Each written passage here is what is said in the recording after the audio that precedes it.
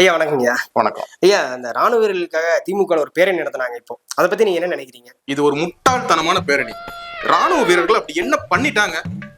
இவ்வளவு பெரிய ஒரு வெற்றிக்கு காரணமே நம்ம பாரத பிரதமர் மோடிஜி அவர்களும் துறை அமைச்சர் அமித்ஷா அவர்களும் தான். ஐயா, சுந்தரலிங்கத்தை விட்டீங்க. அது யார் இப்ப சுந்தரலிங்கா? BJP councillor. அப்ப அவரும் தான். இவர்கள் தான் காரணம். இப்பெல்லாம் முன்னாடி மாதிரிலாம் பார்டர்ல போய் சண்டை எல்லாம் போட வேண்டியது இல்ல. ஒரே ஒரு பட்டனு தட்டன்னு வச்சுக்க, அங்க போய் கொண்டு விடும். ஐடியா தர்றது நம்ம மோடிஜி. 2 நாள் தூங்கல. ஐயா புரியுதுங்கய்யா. ஐயா, மோடிஜிக்கு வாழ்த்துக்கள் சொல்லணும், அதெல்லாம் சரிதாங்கய்யா.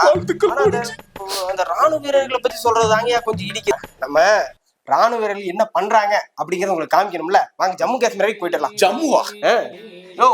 என்ன விவரம் தெரியாம பேசிட்டு இருக்க? அங்க பதட்டம் போயிட்டு இருக்குது. ஜம்மு கிம்முன்னுகிட்டு. சரி, நான் வர்றேன், வர மாட்டேன்னா சொல்ல மாட்டேன். நம்ம போகும்போது கூட இந்த கன்னோட 4 ஆர்மி ஆபீசர் வச்சுப்போம் சேஃப்டிக்கு. ஆர்மி ஆபீசரா? ஐயா, ராணுவ வீரர்கள் வேற, ஆர்மி ஆபீசர் வேறயா? ஓ, அப்ப 2 ஒண்ணா? சரிங்கய்யா.